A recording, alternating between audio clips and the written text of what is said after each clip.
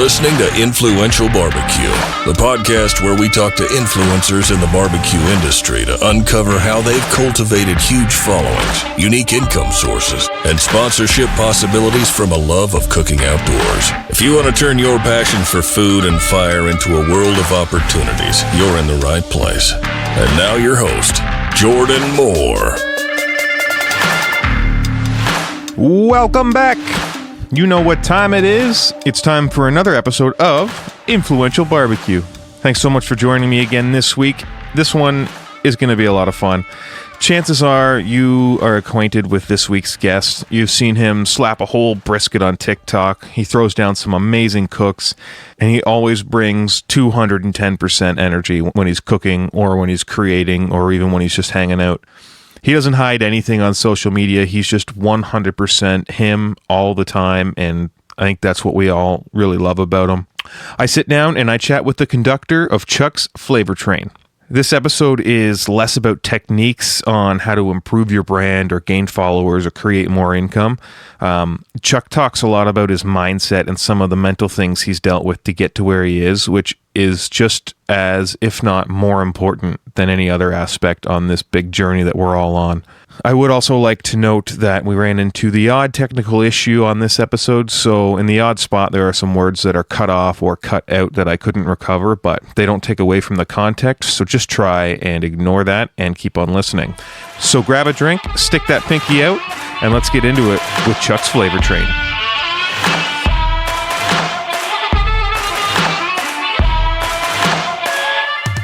All right, welcome back to another week of Influential Barbecue. This week, my guest needs very little introduction. I've heard from more than one person that he's more official than a ref with a whistle, and he's the head of the Bang Bang Flavor Gang. I got Chuck the Flavor Train with me today. Chuck, thanks so much for joining me. Thank you for having me. It's an honor. That intro was much more esteemed than I'm deserving of, but I will gladly take it. So I appreciate that. You're a modest man. That's what I've noticed. To get things started, can you just kind of tell anybody who's under a rock listening to this kind of who you are, what you're all about, and where you came from? Absolutely, yes. He said, my name is Chuck, conductor of the Flavor Train, which started off kind of just as a nickname, turned into the catering company, business page, persona, whatever you want to say. But I grew up in Napa, California. Now I live in Vallejo, the itty bitty city of water right between Napa and San Francisco. That's where I reside at, cook, cater, share all my recipes, have fun. And that's basically what I do, is try to cook, have fun. I've been blessed that what started off as a hobby and the pictures has kind of grown into what it has, but not much has really changed. You know, I think it's funny. Friends, people, you know, oh, dude, are you famous now? Are you going to quit this or that? Or do you have to say, nah, dude, I'm still the same me. I'm doing the same damn thing I was doing 3-4 years ago. Only difference is now people seem to care for whatever reason. So. Yeah, that's kind of how it all goes. So like, how did it start up? How did you get into barbecue and then transition that into social media? Because that's kind of how this thing blew up, if I understand correctly, is through socials. Correct. Yeah. So my brother got me a smoker December of 2016. And it's funny, every year it's a little bit more, but I still tell people like, man, I haven't been doing it for a long time. I had never ran a smoker/grill barbecue outside of a backyard gas grill until, December 2016. And, since then, everything has happened. But it started with that. I had a family friend over for dinner that October or September before that, excuse me. I made a braised lamb neck pasta. She's like, dude, you got to share this, like do a blog. And I was kind of anti-blog. I mean, everyone has their niche. I don't mean that. I just feel like, especially I was still coming out of college at this time. It's like blogs kind of had like, oh, dude, I'm not writing a 35-page novel about what it was like wine tasting. And then the first time I cooked a steak, like that's just not what I was trying to do. That's all I'm trying to say. And she's like, well, people post things on Instagram or Pinterest or whatever. And again, Pinterest, I didn't really know how to work. Instagram, I made one, but never really messed around with it. So I had started posting food recipes. Once I got the smoker and started posting some of the barbecue, it's like, oh, damn, dude. It's like I was like a big booty girl in the yard. You got people coming out in the woodworks like, let's talk. And it's all guys wanting to talk, just like, oh, I got this type of smoker and I use this type of wood. And it's like, oh, this is like a cult-like community of guys that like to drink beer and smoke meats and just have fun. It's like, where has this been missing all my life? And really it's, we all go through things mentally, and I was going through a dark time at that point. And it just so happened that kind of the food thing and the IG community all happened at once. And I just kind of fell in love.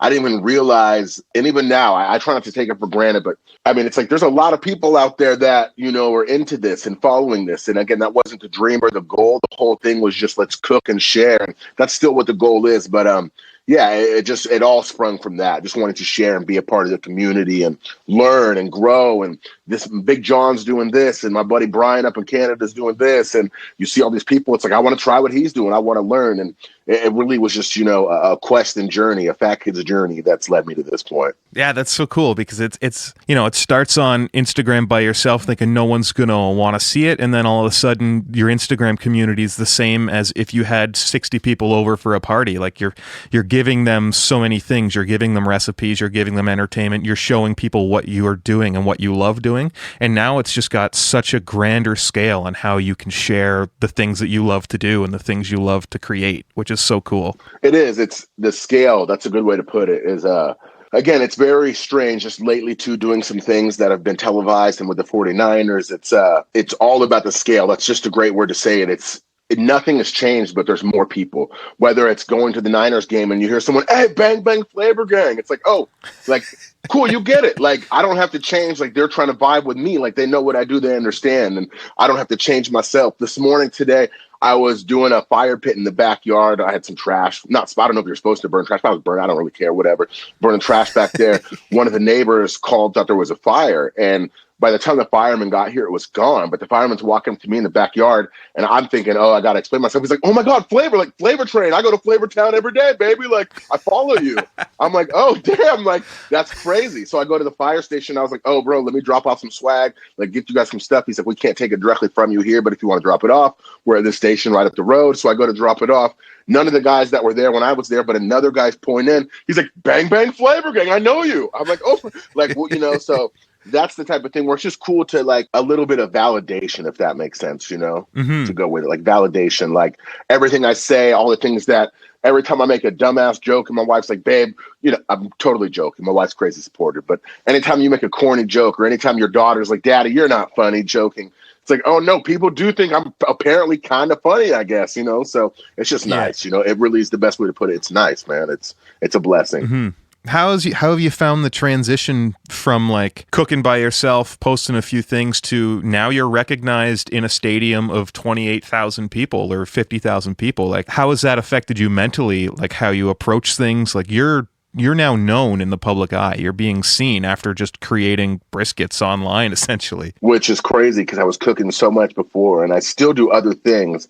And it's like, I can cook a 12-hour ramen dish and it's like, oh, yeah, that's okay. Then I cook another brisket and it's like, oh, my God, so it's just funny. Side note. But yeah, no, as far as handling it, I always tell my wife, like, we were doing something the other day and I'm like, I don't know what these people expect, but they're going to get me, like, so it's like, regardless, I don't really know how to turn it off or be something else. If you see me out in public, I might be drinking, showing my friends. That's how I live my life. I might be at a barbecue. I might be faded. I might be doing some, whatever it is, but you're going to get me. I don't mind saying hi. I like to engage and interact, but you're going to get whatever you want. And people say, I'm good at turning it on for the camera. And I will say, I'm not really turning anything on. I grew up a wrestling fan, and I would liken it to that, The Rock and, Stone Cold would always say, my character, the best way to be the best character, it's yourself. Just turn it up, So I'm not ever faking it, it's just you're getting me amped up to another level. So that's the way I try to adapt it. I don't have to be anything else other than what I am, and you're going to get me regardless. So if you like that, cool. If you don't like that and expected something else, sorry. I didn't get in this to be a role model or a celebrity. I'm a fat guy that likes food. So that's what I'm striving to be, and I think I'm succeeding. So anything else that comes along with that, it is what it is. So yeah, and that goes back to the point, like a lot of my guests have all mentioned, you got to be authentic. You got to be yourself. People can smell fake from a mile away, and you're not even close to that. And you bring the energy all the time, but you're also so humble in that you don't know why you're here right now, which you're an entertainer, you're doing incredible stuff, but you're still so humble and like, what? Thank you. You kind of know what's happening, but what's the deal with that? I think part of it, honestly, is probably a self-esteem thing. Most people that know me would say, oh, growing up, you weren't this hyped or excited, or, we knew it was in you. You were always like this, but maybe the the confidence. And despite what comes across on camera, and I get this message a lot from people, it's a lot of false confidence, you know. I wasn't always comfortable in my skin. I still am not necessarily happy with, you know, everything that I am as a person or who I am or everything that I've done. So I think a lot of that is kind of fake it till you make it. And a lot of that's trying to hide whatever insecurities or things that I might have. So, and I think that's the part that people kind of connect with through DMs or like conversations like this. You know, the video side is one side, like let's have fun. But it's like, hey man, if you want to talk, I get it, homie. You had a shitty day. Shoot me a DM. We can talk about that. You want to laugh and giggle, talk about barbecue. We can do that. But I think it comes back to being just trying to be myself at all times. You know, you can hold things in and try to hide it, but that doesn't help, you know? So I really just try to embrace who I am, how I'm feeling, and wear my emotions on my sleeve. And generally that's all upbeat, happy. But I think that happiness, I said, it's a projection of, I think, maybe how I want people to see me, you know, trying to paint the picture that I want out there, if that makes sense. Yeah, it absolutely makes sense. And like imposter syndrome is such a big thing for so many people, because especially we're on Instagram all day and we're looking at people who have done things that we've like never thought of or never been able to try. So we spend the day looking at stuff going, oh, I could never do that. I could never do that. And you just kind of have to fake it till you make it. Like you said, like I'm not a outgoing person, and here I am hosting a podcast talking to you. When he's just like, you just reach out to people and do something until you're comfortable doing it again. Totally. And that's the one thing, you know, I'm actually enjoying this conversation, by the way. I was worried when you said talking about the influencer side, just because that term influencer and some of that side, I'm like, but this side of the stuff is what I like to talk about.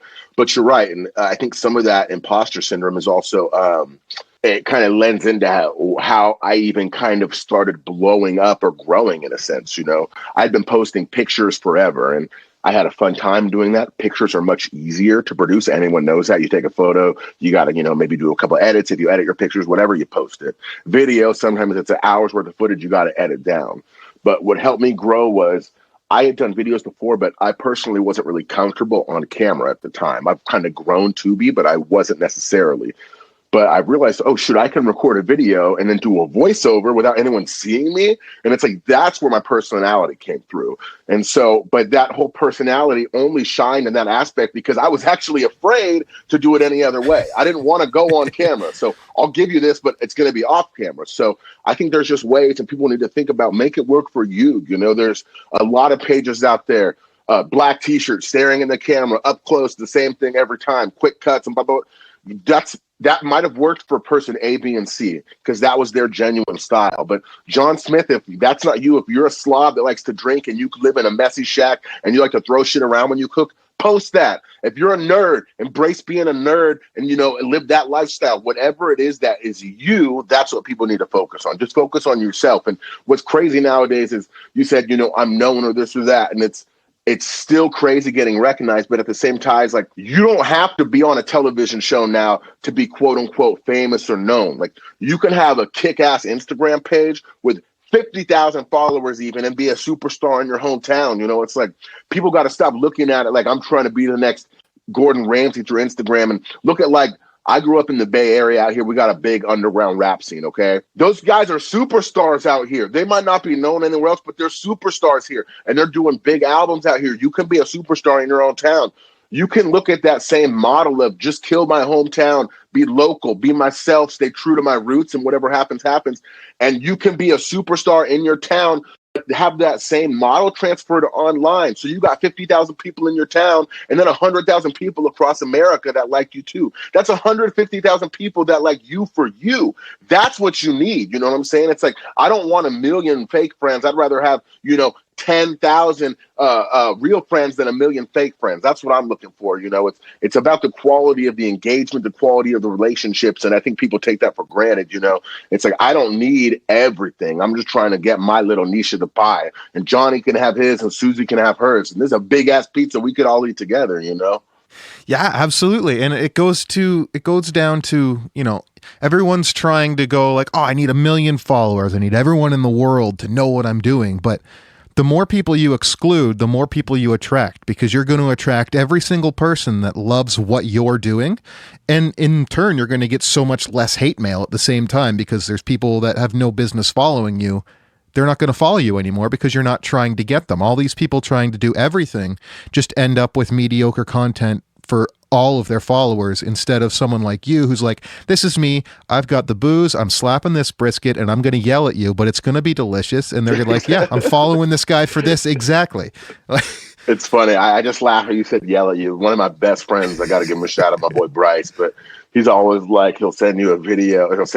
He's a white dude, but he'll send me a video and be like, oh yeah, cool. I woke up and saw this big black guy yelling at me again. And I'll look at the video. It's like, oh, it's me. I'm like, oh, you son of a bitch. Like, you know, but it's like, he's like, I'm sick of this black guy yelling at me. I'm like, hey, homie, like, but it is, and it's like, that's what I'm saying. Not everyone has to yell. You definitely notice trends in the world. I'm trying to figure out how to say this without sounding like an asshole. And if I do, let me know. But there are sometimes you see something and it's like, oh, I know they did that because of something I did. Or I know they did that because of something this person did. There are some things with the timing, the way they do it. I'll see people yell and it's like, bro, I could tell that's not you. Or slap the meat. And it's like, bro, that's so half-assed. If you're going to slap it, slap your meat. You know what I'm saying? Like, but I was like, again, just going back to what I said, just be yourself. That's the main thing that comes across, you know, try not to take influence from someone. And I think there's a lot of corny sayings and traditional sayings about being yourself, inspiring others. It's the amount of people that's like, oh, dude, I didn't know I could drink on camera. It's like, yeah, bro, what are they going to do? Kick you off the internet? Budweiser's got commercials that they play during kids network television, but I can't, like, come on, give me a break, you know? So just little things like that, you know, or like, you know, I've seen guys that'll incorporate like a magic cards. I've seen a dude, like, he plays Magic the Gathering. He did a couple TikTok videos of like, oh, this person's making this, like, this is what he would eat tonight. So that's dope. I don't even like Magic, but that's some cool shit. That's like some nerdy, like, you know, artsy thing I would never have thought to do and introduce me to that world. And now through food, I'm like, okay, well, let me check out Magic, you know, but whatever it is you do, just be yourself and be authentic and be unique. You know, I think being unique without trying to be corny or anything like that is the best way you can get out there and be yourself. Absolutely. And like TikTok is the biggest culprit of this right now, because as soon as one video takes off, all of a sudden the For You page is just everyone doing the exact same thing. And it's not even with their own audio. They're just lip syncing it now too. And it's like, it's even easier to rip things off on TikTok. And it's crazy how much it is. You know, I get a lot. So TikTok, I'm sure you're aware, they have this feature you can cut the audio from someone's video, put it on your own video. And initially that would happen, and it was like people realize, like, oh, especially like when I do like the deeper, like, oh, this thing cuts, whatever.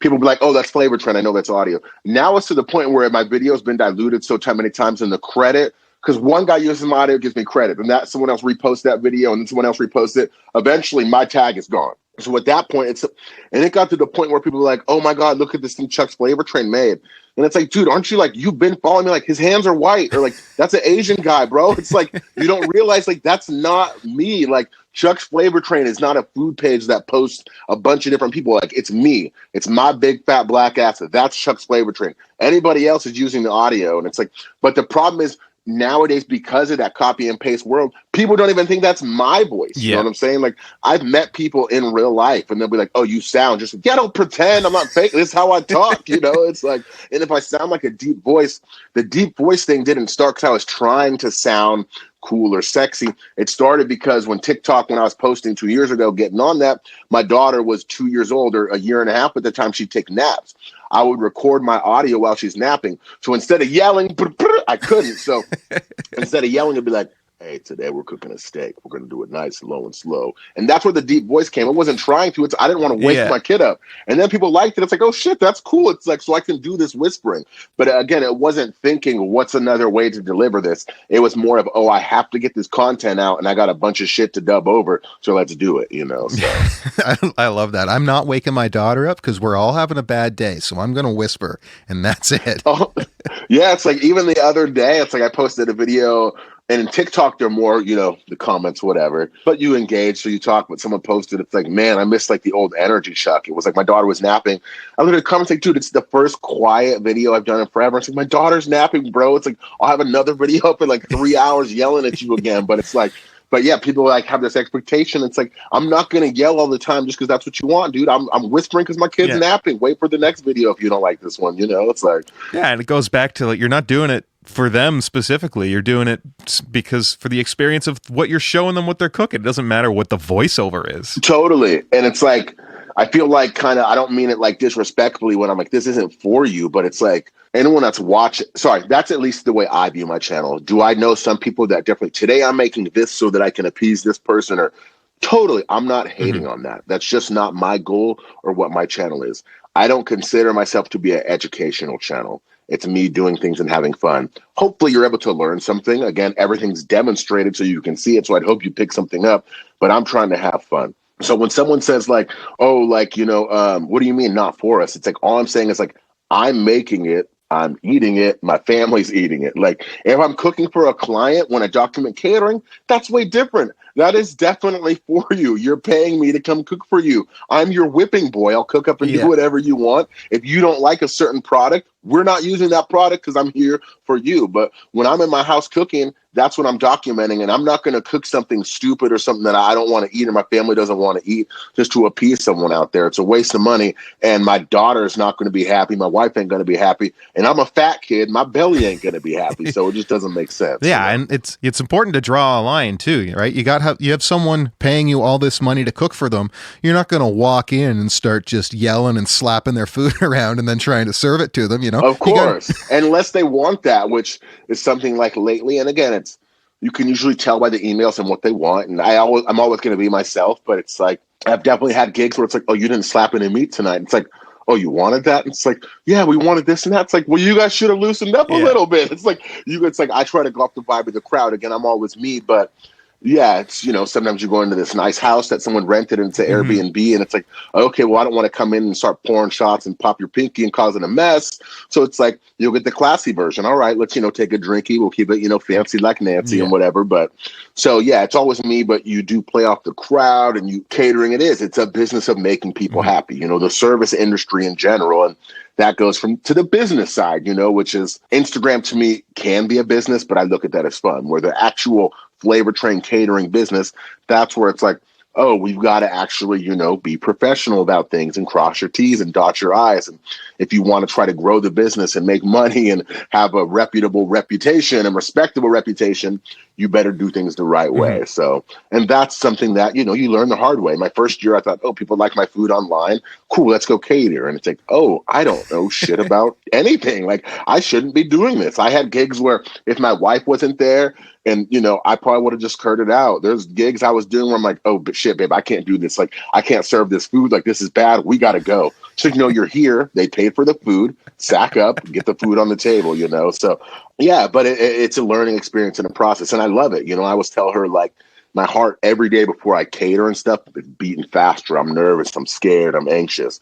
And then it's like, once you're serving the food and everyone's happy, it's like, oh, that's why I do this. It's like a rush. It's like a roller coaster of emotions, the good, the bad, the anxiety, the rewarding, everything. So that's the fun side to that. And that's why, you've got to bend and flex to people to make them happy, because in the end, that feeling of, satisfaction is everything. Yeah. And there's a time and a place. You got to read the room, and it's all part of the thing. And it's, it means a lot when you say that you get nervous and anxious before doing a catering thing like that, because I think a lot of people see all these guys and girls online and just think, oh, these people are just stone cold killers. They do everything perfectly. Nothing phases them. But it's like, this just shows like we're all human, and we just get incredibly nervous before we do something big. Absolutely. And I mean, I've had the opportunity to meet, famous. I am not famous. I've met famous chefs. I've met people that are, actually culinarily trained and much more skilled than I am. Everybody gets nervous, whether or not they're going to say that on camera, whether or not it fits their brand or image, whether or not they want to acknowledge it. Remember, maybe they don't even realize it, but everyone I've been around gets nervous in their own way, and some people use that to, maybe they don't feel nervous the day of an event because you prepped and trained for 2 weeks before and made sure you had all your that's anxiety and nerves. You're just channeling it into preparation. Yeah. You know what I'm saying? Maybe the day of the event, you're an asshole. That can be nerves. Maybe you're normally uptight the day of the event. You're loosey-goosey drinking. Maybe that's how you cope with the nerves. But it doesn't matter how it is. I think anyone has it. And part of it is, and I've said this on record a lot, when you're giving someone food, you're sharing a part of yourself. You're sharing your love, your time, your energy, your efforts, and you're giving them life because they need food to live. Everyone needs food to live. So for someone to not like it, it's kind of like, cool, next time I'll just come over here, I'll rip my heart out, put it on the table, and you can shit on it, because that's basically what it is. I've given you my heart and soul. Food is love, food is life. So for you not to like something that I thought was good or put my heart into and put effort into, that hurts. And I think that's one of the things that why maybe sometimes comments get snippy on IG and people get butthurt. Rightfully so, they should. And I've definitely had those moments you get caught up in your feelings and all that. But part of it is like, dude, like I tried. Like I thought it was good. And when I was last time I did a brisket, even when I was doing the brisket on air for the 49er gig, it's like right before, and I didn't even know if it was on camera. Maybe I didn't even care, but I said a prayer. And they're like, oh, I'm like, I say a prayer to the brisket gods every time. I don't give a shit if I'm cooking for my daughter and her friends. I don't give a shit if I'm not recording it and I'm tasting it. I'm praying every time. Why? Because you never know what's going to happen. Even though you think you do, that's the mad science that we all love. That's why we're addicted to this barbecue game, because it's not perfect. Even if you think it is, it's never perfect every time. So that's what we're striving and, chasing. But those nerves to me are what make it all exciting. That's why I do it. If it was perfect and boring, put something in the microwave. If you could microwave a brisket, no one wants to do that. There's no fun in that. That's why pellet grills get the bad rap. I don't really give a damn either way, but that's why pellet grills are hated on, because it's easier. You're making that margin of error that much smaller. You're making the margin of error that much wider. So it's a lot easier to do it. And I personally think that's why it gets hated on, because the craft of barbecue is not knowing, it's trying, it's taking those chances, So just my thoughts. I mean, I gotta say, I love pellet grills because as a Canadian, I'm not stoking a fucking fire out in minus 16 degrees Celsius. So I'm turning it I got on. 3 in my backyard. Yeah. Dude, They're great. I get it, and it's like they really are great. They have a time and place. I'm just looking as what I think some of the scheme in the barbecue world is. For sure. That was what I have a book. I tell people, even if you don't want it for traditional barbecue, what about sides? What about fish? What about chicken? What about once you smoked a brisket to 120? Nothing, it's not taking on any more smoke. The bark may change color, but as far as flavor after 120, it's not taking on any more actual smoke. You can put it in the oven or you can put it on a pellet grill. So a lot of times when I cater, if I'm doing a lot of things, I'll start on my briskets on one of my, a pit or a drum or whatever. Once it's, at a certain temp, it's getting wrapped up. It's going onto the Traeger or the Camp Chef or one of my pellet grills to finish up. That's just how I do things. Baked beans, I can put them on the grill, set them, or the pellet grill, set them at 220, know they're going to get the proper smoke. They're not going to get too hot. They're not going to dry out, and I can let them sit there for 3 hours while I'm focusing on other things. So I would say make it work for you. It's my favorite barbecue spot in the state of California that I've tried, at least in the Bay Area, Northern California. They run Yoder pellet grills, and I like their brisket. To me, I don't give a shit. You can't tell. It's amazing. It's delicious. The best brisket I've tried here. Perfect. So, I mean, it's all about the pit master, not the pit. You know what? It's just different tools for different things, right? You don't have to be like, you don't need to be a purist 100%. All the time. Like, sure, there's something to be said about, stoking a fire with post oak, live fire, letting it smoke, holding the temp for an entire day to cook a brisket. And that's got to be such a rewarding thing to do at the end of the day. But not everybody's got that time and they still want a pretty damn good brisket. So just use the tool that you need to use. And I've also said on top of that, it's like, it comes to like steak should only be salt and pepper. A brisket should only be salt and pepper, post oak, Texas style or whatever. If I've said it before, I'll say it again. If everyone does the same thing everywhere, where's the variety? Then Texas barbecue isn't Texas barbecue if everyone does post oak, salt, and pepper. That's just how everyone eats. If everyone used a tangy Carolina sauce, it's not a tangy Carolina sauce. That's just how barbecue sauce is. So when every region, person, individual switches something up, that's how you push the craft forward. That's how you push barbecue forward. That's how you challenge and learn and grow for yourself. That's how new recipes are created. It's like you take your grandma's recipe, you add a little twist, suddenly you got something new. And Johnny's going to try your food one day and say, hey, I like that, but you know what? I'm going to add this. And someone's going to say, where'd that recipe come from? Actually, you know what? I had a good friend, Johnny. His mom was a great cook. She would actually do this. I gave a little twist. That's where it comes from. But my recipe is honoring her. You're honoring the culture. You're pushing things forward. You're creating new recipes. So that's my look at things across the board, whether it's methods of cooking, what you're cooking, how you cook. Try new things, push the envelope, break rules. Don't fall into boxes or listen to any of that bullshit, because in the end, anybody that does that is not going to be breaking new ground, and that's facts. Exactly. And that falls straight back to socials too. If you're just doing every single thing that everyone else is doing, like if you only did what you saw other people doing, you wouldn't be where you are today doing what you're doing. Absolutely. By just copying people and regurgitating it. Like it doesn't work that way. Or if it does, it only works for a brief amount of time. Yeah, I mean, copying only works if it's me in my high school chemistry class. In that case, I passed the class. But outside of that, no, I'm not a copy. So, I mean, all of this stuff has happened. You've started smoking. You run a catering business now. And then, like, you've been on Fire Masters. You had a duet from Gordon Ramsay. And you were cooking with the 49ers. Like, how did all this stuff come up? And, like, how does that all feel? Is it exciting? What was it all like?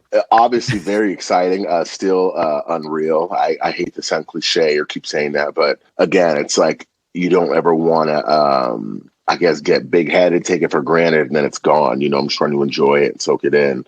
As far as how everything happened, all through social media.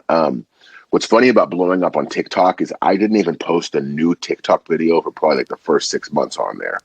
Everything on there was stuff I'd already posted on Instagram that I just muted, put new audio over, and posted. And that was what worked. From there, I just noticed all my videos were doing well. And I remember I was like, oh, this Ramsay Reacts thing, let's try it out.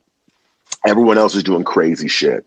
Let me do a Wellington, but put, peanut butter and jelly and toe jam in this shit. Or let me do some dumb, I'm not hating on it, but I'm thinking like, if I'm going to do this, I'm not going to sell out. Like, I'm going to cook what I cook. So I cooked the brisket in the pit barrel, like whatever, Gordon, this is a brisket.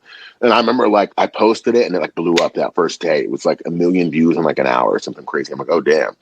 So I'm like, oh, it's doing well. It's doing well. And so I remember like, okay, like, people are like starting to tag me in Gordon Ramsay's page, like Gordon, holler at my boy. And I remember like the next day, it was like 5 million views in like a day. And I remember like commenting like, hey, like Gordon, like if you're not going to shit on me, you can always say something nice, dude. Like, because that's his thing on TikTok, just dunking on people, which I'm open for it, dude. I mean, me and my homies, that's all we do is dunk on it. So, but I'm like, if you can't shit on it, if it looks good, you could always be nice, whatever. A couple of weeks go by and I'm like drinking at a brewery with some friends and family. And like people just started blowing me up like, dude, like Gordon, like, I'm like, whatever, dude. So I opened my phone. I was like, oh shit. Like, that's super dope. Cause like, it's like growing up, I watched Gordon Ramsay like with my dad on the couch. Like, it's like, that's like my dad and I, we watched like movies. We didn't watch too much TV, but like one of the things we did watch as I was getting older, especially was Gordon Ramsay, like, all that stuff. So just like to get that was amazing. And then from there, obviously exposure creates more opportunities, and that's kind of the goal. You've got to keep building and growing in that sense. And from there, it's just, I'm like, okay, well, TikTok's really taking off. Let me try to bring this over to Instagram. And up until like last year, I think probably April of last year, I maybe had 13,000 followers, maybe on Instagram. So since then, like, in about a year, I've added, 100 and something thousand. And that's not half of, or even a portion of my TikTok, but I'm just like, okay, well, it's going well. So in videos, I start saying, hey, follow me on Instagram. And then one of the Niners, I got to give him a shout out, my boy Colton McKivitz, great dude. One of our younger guys, young lineman, his girlfriend hit me up. It's like, my boyfriend's a big fan. I'm like, I even told my wife, I'm like, I think it's like a robot. Like this blonde girl hit me up saying her boyfriend plays for the 49ers. And it's like some random, you get those requests and it's like just a blonde girl in a profile pic. Usually it's like a Russian bot, whatever. Yeah. Follow me on WhatsApp for sex. Exactly. Right. So I know who he is. So I message back and she immediately like, let's do it. Cook for him last year. And, we've stayed in touch through social media, him, Justin School, Charlie Warner, a bunch of the guys. We've stayed in touch through social media. From there, it kind of carried over into this year, I started posting more Niner stuff on TikTok and Instagram, just being a fan, liking them. And one of the chief marketing executives like sent me an email. It's like, dude, we love your TikTok stuff. Like, can we send you some swag? I'm like, you kidding? Like, this is right. Like, of course. Like, I'll pay for it. Like, I don't know. Like, yeah, let's do it. And then from there, it was like, oh, like, blah, blah, we love like this post you did. You want to come? And again, it's just been building and growing. Do you want to come out one day on air? And I'm like, I'm nervous, terrified. Like, do you know what you're going to say? I had no idea. They don't give you a script or nothing. I had like 3 minutes before the game.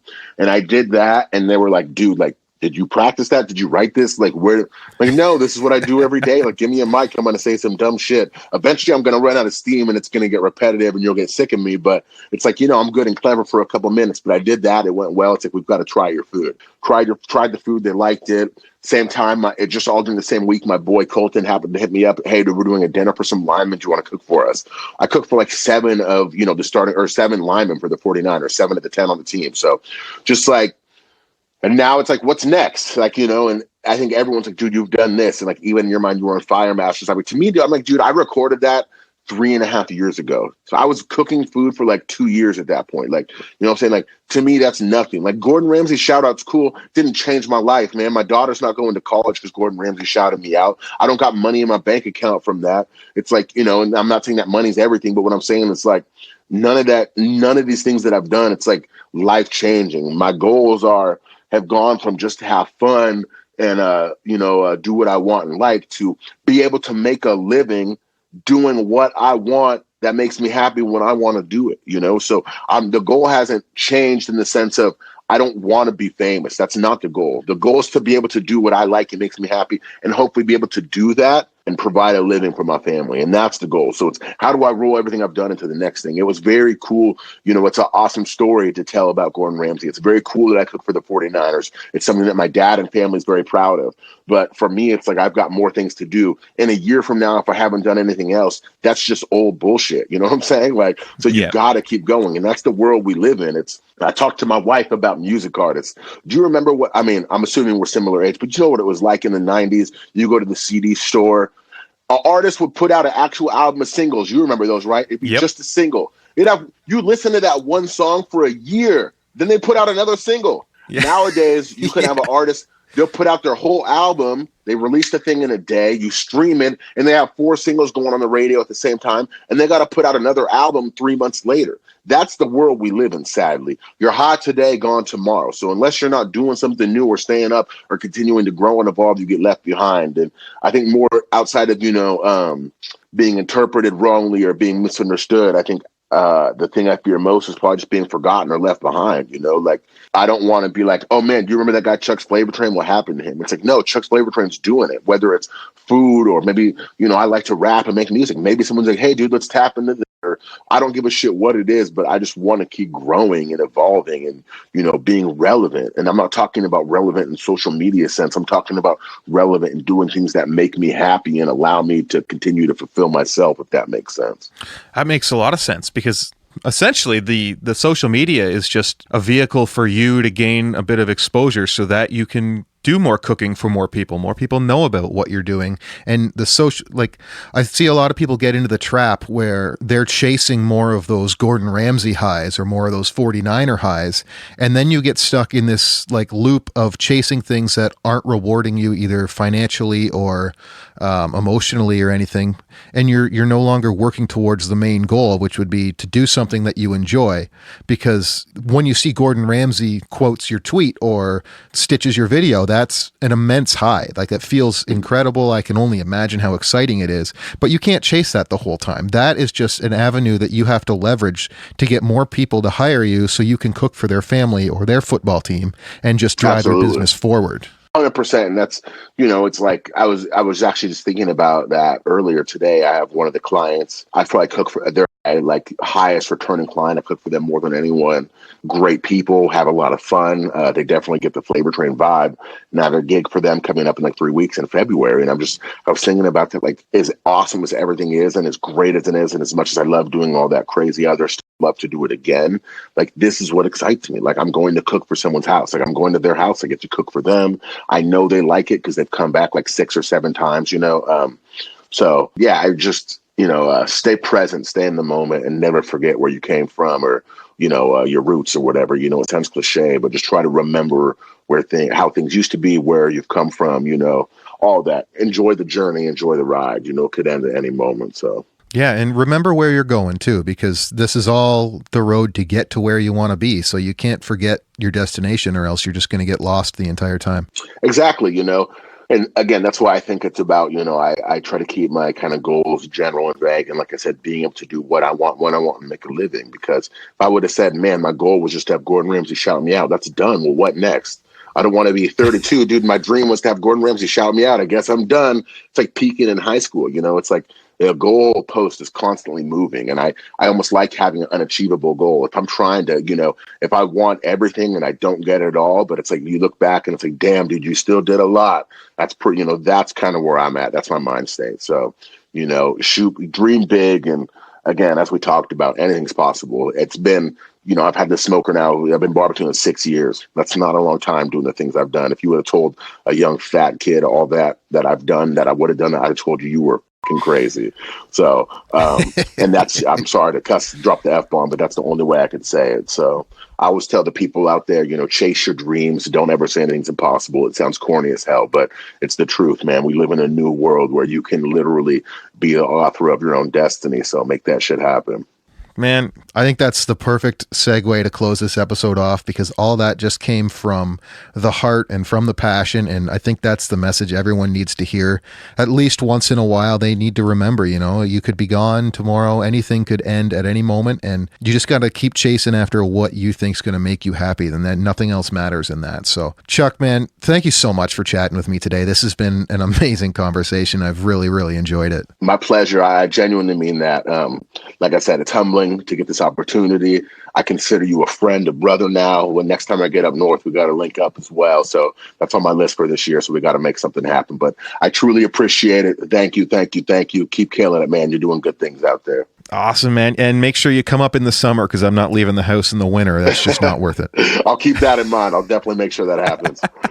All right, man. Awesome. Thank you so much. Take care. Cheers, brother. Much love, Jordan. Take care.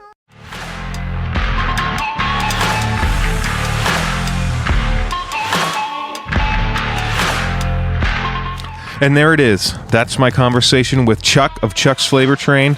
If that didn't get you fired up, I don't think anything will. Not a single thing that he said was not straight from his heart. You can tell how deeply he cares about what he does and how much it truly means to him to be able to do it. And I honestly can't wait to see where he goes next.